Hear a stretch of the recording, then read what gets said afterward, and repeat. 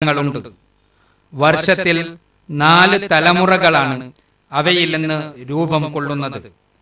ആദ്യത്തെ 3 തലമുറകൾക്ക് ശരാശരി 5 മുതൽ 6 ആഴ്ചക്കാലത്തെ ആയുസ്സാണുണ്ടാവുക. എന്നാൽ 4ാമത്തെ തലമുറയുടെ കാര്യം വളരെ വ്യത്യസ്തമാണ്. 8 മാസം നീണ്ടുനിൽക്കുന്ന ഒരു ദേശാന്തര ഗമനത്തിനു ശേഷം മാത്രമേ അവ നശിക്കുകയുള്ളൂ.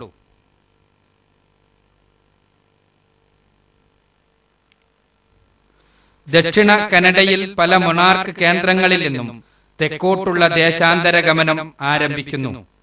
ഒരു വിഭാഗം കാലിഫോർണിയയിലേക്ക് പോകുമ്പോൾ മറ്റൊരു വിഭാഗം കൂടുതൽ തെക്കുള്ള മെക്സിക്കോവിലേക്ക് പോകുന്നു.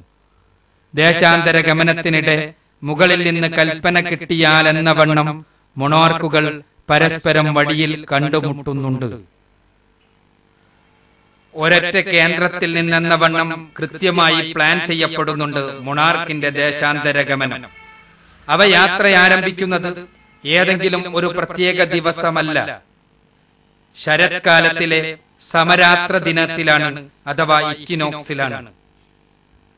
2 മാസം പറന്ന ശേഷം ദക്ഷിണ ഭാഗത്തെ ചൂടുള്ള കാടുകളിൽ അവ എത്തുന്നു.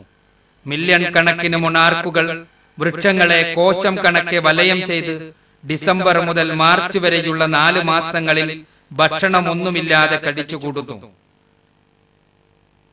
ശരീരത്തിൽ ശേഖരിച്ചു വെച്ച കൊഴുപ്പുപയോഗിച്ചും വെള്ളം കുടിച്ചും മാത്രമാണ് അവയുടെ അതിജീവനം. വസന്തകാലത്ത് പൂക്കൾ വിടരുന്നതോടെ 4 മാസങ്ങൾക്ക് ശേഷം മൊണാർക്ക് ചിത്രശലഭങ്ങൾ തങ്ങളുടെ തേൻ ഭക്ഷിക്കൽ ആരംഭിക്കുന്നു. ഇപ്പോൾ വടക്കേ അമേരിക്കയിലേക്ക് തിരികെ യാത്ര തിരിക്കാൻ ആവശ്യമായ ഊർജം അവ ശേഖരിച്ചു കഴിഞ്ഞു. യാത്ര തുടരും മുമ്പ് മാർച്ച് മാസത്തിന്റെ ഒടുവിൽ അവ ഇണചേരുന്നു. അന്ന് വസന്ത സമരാത്ര ദിനത്തിൽ മൊണാർക്ക് ചിത്രശലഭ കോളനികളുടെ മടക്കയാത്ര ആരംഭിക്കുന്നു. യാത്രക്കൊടുവിൽ അവ കാനഡയിലെത്തി ഏറെ വൈകാതെ ചത്തൊടുങ്ങുന്നു. എന്നാൽ ചരമമടയും മുമ്പ് വർഷത്തിലെ ആദ്യത്തെ തലമുറക്കവ ജന്മം നൽകിയിരിക്കും. ഏതാണ്ട് 1.5 മാസം ആദ്യത്തെ തലമുറ അതിജീവനം നടത്തും. പിന്നീട് 2ഉം 3ഉം തലമുറകൾക്ക് ശേഷം 4ാമത്തെ തലമുറ ദേശാന്തര ഗമന ചക്രം ആരംഭിക്കും.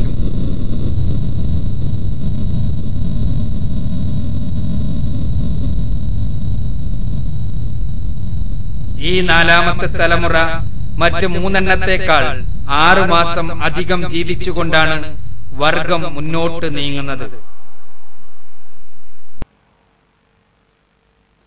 ഈ അത്ഭുതകരമായ ദേശാന്തര ഗമനം നമ്മുടെ മനസ്സിലേക്ക് നിരവധി ചോദ്യങ്ങൾ ഇട്ടുതരുന്നില്ലേ?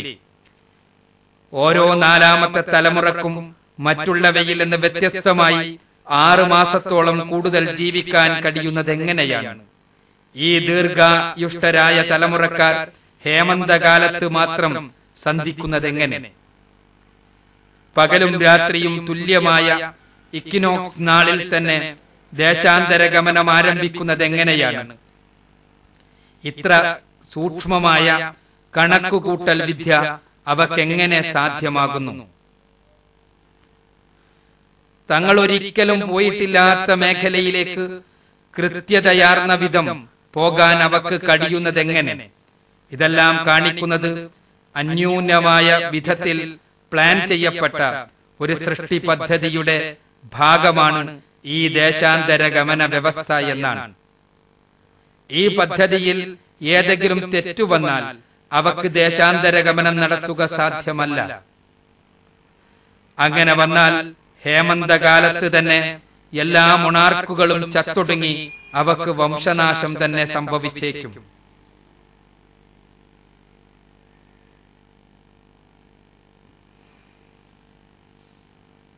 മൊണാർക്ക് ചിത്രശലഭങ്ങൾക്ക് ബോധനം നൽകപ്പെട്ടതിന്റെ അടിസ്ഥാനത്തിലാണ് വാർഷിക ദേശാന്തര ഗമനത്തോടനുബന്ധിച്ച ഈ അസാധാരണമായ സ്വഭാവ ചേഷ്ടകൾ.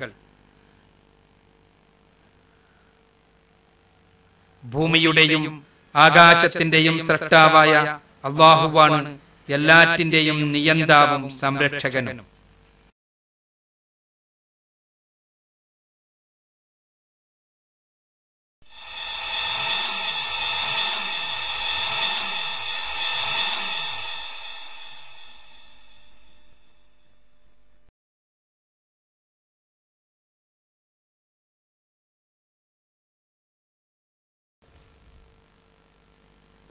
പറക്കുന്നതിന് മനുഷ്യൻ നിരവധി പരീക്ഷണങ്ങൾ നടത്തിയിട്ടുണ്ട്.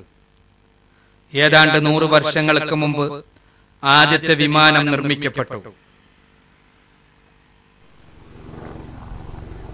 അതിനുശേഷം കൂടുതൽ മികച്ച പറക്കൽ യന്ത്രങ്ങൾ നിർമ്മിക്കാൻ അനേകം ശാസ്ത്രജ്ഞർ പരിശ്രമിച്ചുകൊണ്ടിരിക്കുന്നു.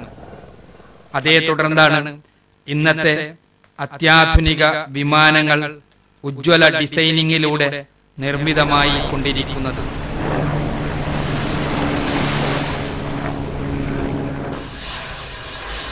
പറക്കൽ ഒരു മഹത്തായ കഴിവ് തന്നെയാണ്. അതിന്റെ ഉപയോഗം എത്ര മികച്ച രൂപത്തിൽ അതിനെ നിയന്ത്രിക്കാനാകുന്നു എന്നതിന്റെ അടിസ്ഥാനത്തിലാണ്. വായുവിൽ പറന്നു നിൽക്കാനോ ഇഷ്ടമുള്ളിടത്തേക്കൊക്കെ ഇറങ്ങാനോ കഴിയുക എന്നത് പറക്കൽ പോലെ തന്നെ പ്രാധാന്യമേറിയതാണ്. കാരണത്താൽ വിവിധ വിധത്തിൽ മാറ്റപ്പെടുത്താവുന്ന വിധത്തിലുള്ള വിമാനങ്ങളാണ് മനുഷ്യൻ ഡിസൈൻ ചെയ്തിട്ടുള്ളത്. ഹെലികോപ്റ്ററുകൾക്ക് വായുവിന്റെ മധ്യത്തിൽ നിൽക്കാനും പെട്ടെന്ന് നേരെ മുകളിലേക്ക് കുതിക്കാനും കഴിയും.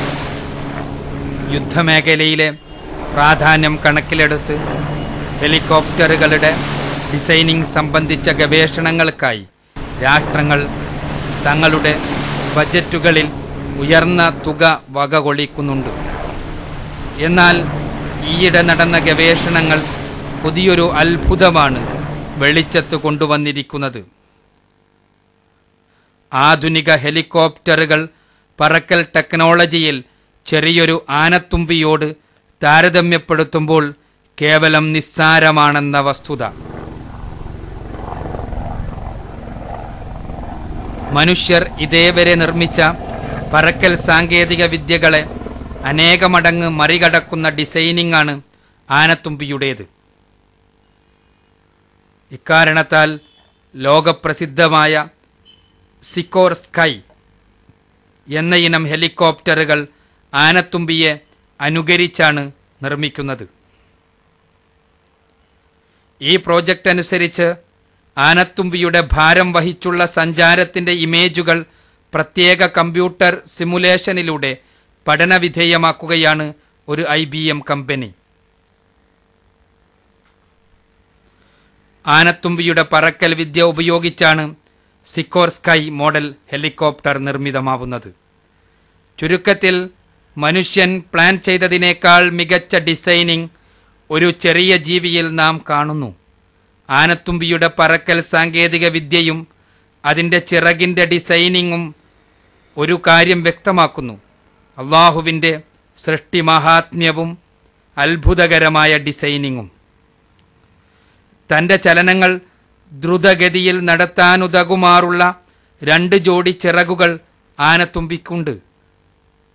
മണിക്കൂറിൽ 39 കിലോമീറ്റർ എന്ന വേഗതയിലാണ് 100 മീറ്റർ ചെയ്യുന്ന ഒരു ഒളിമ്പ്യൻ അത്ലറ്റിന് ഓടാനാവുന്നത്. നല്ലൊരു പറക്കലിന് മറ്റൊരു നിബന്ധനയുണ്ട്. നല്ലൊരു കാഴ്ച വ്യവസ്ഥയുടെ അഭാവത്തിൽ പറക്കൽ അപായകരമാണ്. അതിനാൽ ആധുനിക വിമാനങ്ങളും ഹെലികോപ്റ്ററുകളും ഉയർന്ന തലത്തിലുള്ള കാഴ്ച വ്യവസ്ഥ ചിട്ടപ്പെടുത്തിയിട്ടുണ്ട്.